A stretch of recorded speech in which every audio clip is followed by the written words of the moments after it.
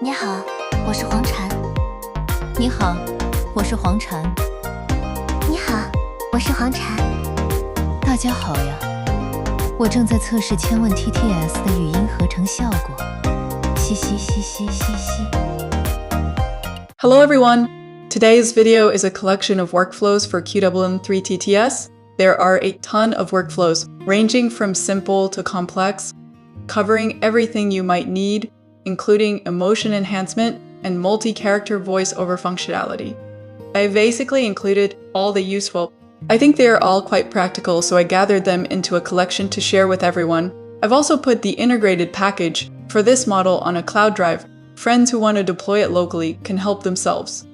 First, let me introduce the Qlin3 TTS voice model. I've been following this model for a long time. I played with it many times back on the Bellion Cloud platform, but it didn't have the custom voice feature open there, so I never used it in comfyui either.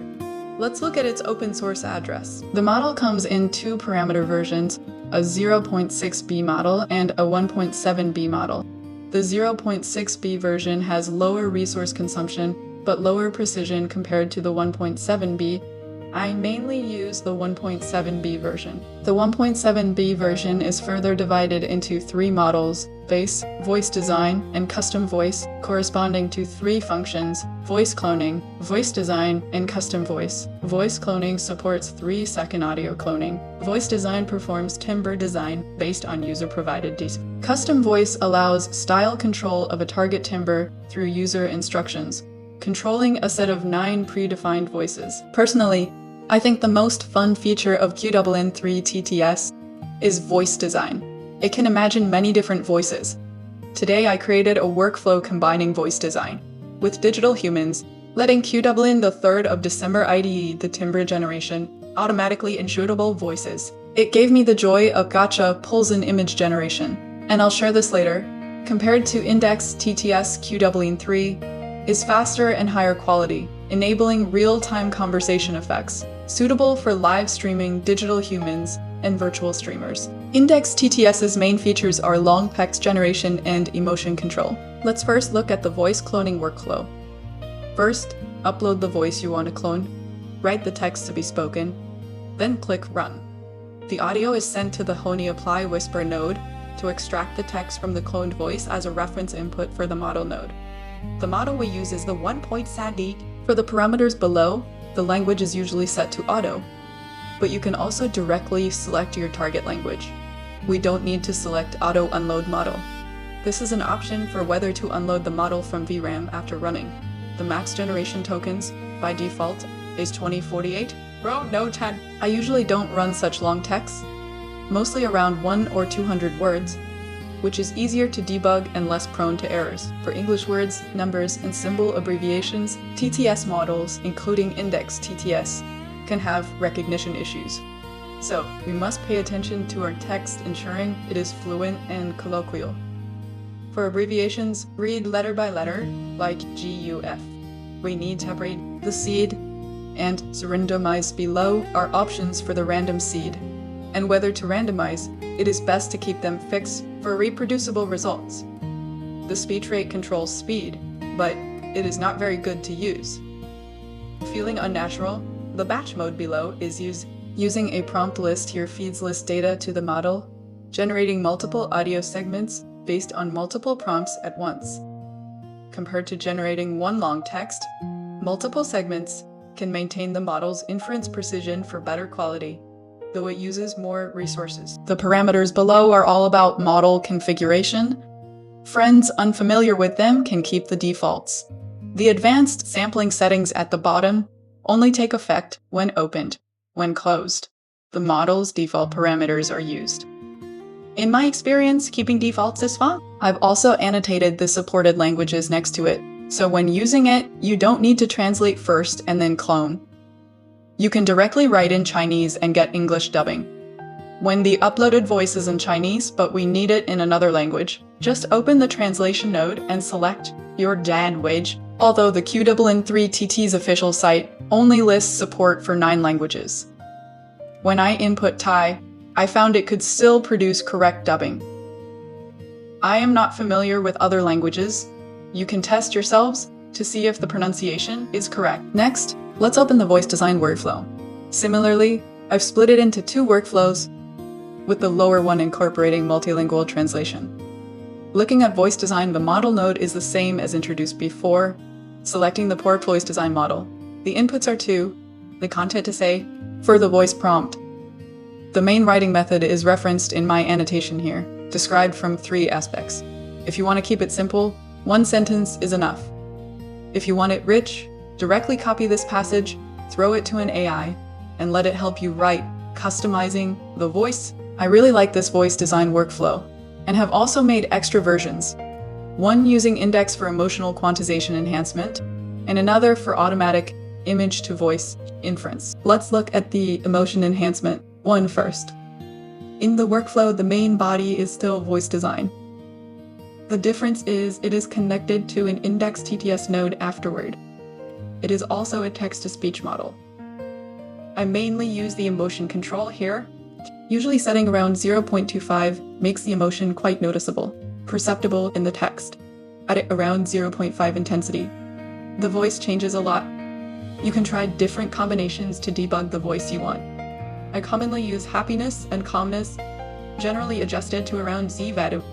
The second one is automatic image-to-voice inference. We upload an image, input the speech content, and click run. The model infers a voice based on the picture.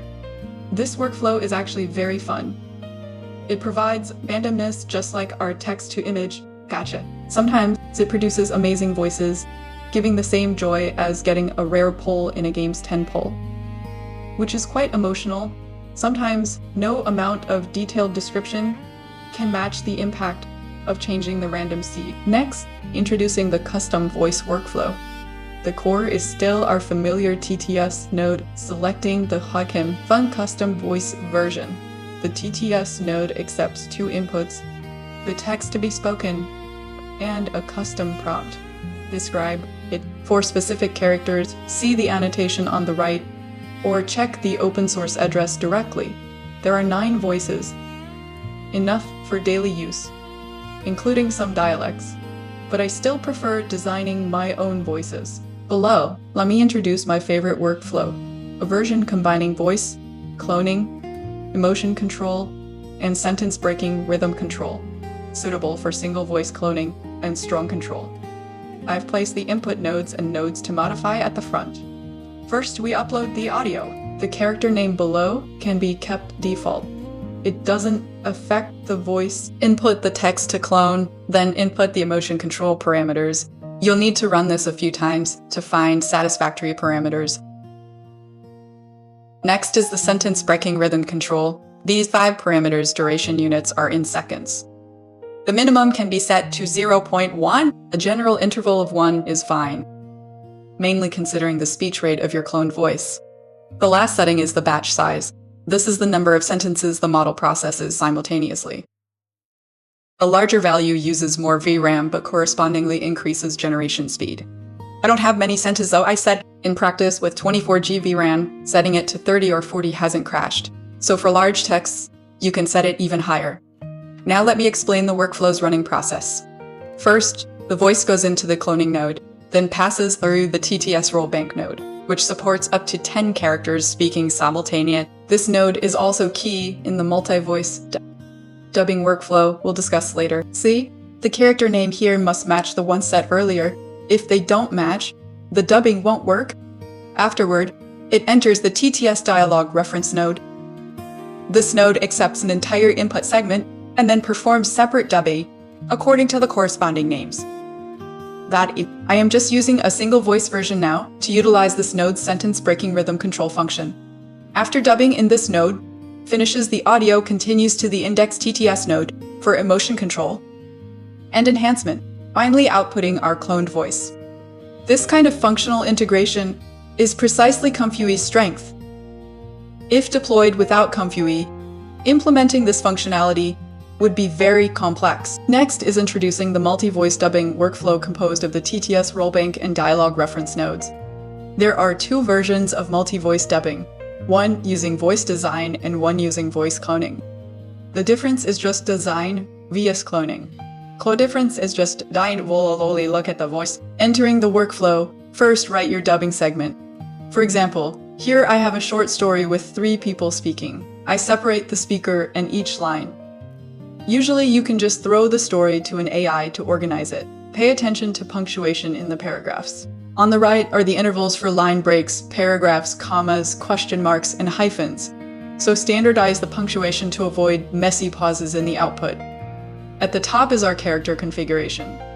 From top to bottom, the first is what the character says during voice design. The second is the voice style. Once configured, you can run it. In the model area on the right, the 3 voice design modules and their corresponding character names are uniformly connected to the rollbank node, very harmoniously. Then comes our dialogue reference node. The text inside is our organized dubbing script. The parameters below are the dubbing seg. Finally, it outputs the dubbed content, and the corresponding voices are also saved for our reuse. If at this point you think a voice is decent and want to continue using these voices for other dubbing segments, just open the voice cloning multi-voice dubbing workflow. Looking at the workflow, the dubbing content and segment parameters are the same as the voice design workflow. The difference is we directly upload the voices, write the character names, and the model area has a similar structure. After running, we get a segment using the reused voices. Of course, if you want very high-quality dubbing with adjusted emotions, use the previous workflow. First, design the voice, apply emotion enhancement, then use this voice cloning multi-voice dubbing workflow. The effect is more outstanding, with better controllability, emotion, and realism than direct. Next, let me talk about combining Qlin3 TTS with Infinite Talk digital humans. It is still divided into 2 workflows. Let's start with voice cloning. First, upload the voice, write the speech content, then go above, upload an image. Our digital human video mainly needs to match lip sync, so try and make the face occupy a larger proportion of the image. My 16:9 1K size image is basically on the borderline between matching and not matching well. For a good quality digital human, we need to increase the facial proportion. But you can also convert a landscape image to portrait by setting the video width and height. This works pretty well, giving a quality similar to closed source platforms. Let me briefly explain the audio processing part on the right. Our uploaded voice goes into the voice cloning node. Then the cloned audio passes through nodes that calculate duration. These nodes are for calculating the video length. Afterward, the audio is encoded and fed into the workflow's core node, the Qlin3 audio image to video node, which means audio and image to video. You can see it supports generating video from start and end frames. I'll leave that for the next digital human collection video. This one is mainly about Qwen in the subsequent nodes. The ones to pay attention to are frame interpolation and color grading. If frame interpolation is enabled, adjust this multiplier. A multiplier of 2 means doubling the frames. The color grading below is based on the original image. If you are converting landscape to portrait, color grading isn't very useful when the resolution change is large. For the voice design side, I set up an automatic inference. Often, I don't have inspiration to describe a voice. Relying on automatic inference, letting it identify the image to design. Then I adjust. Here you can see a prompt preview. The required inputs are placed up front here, similar to the previous workflow.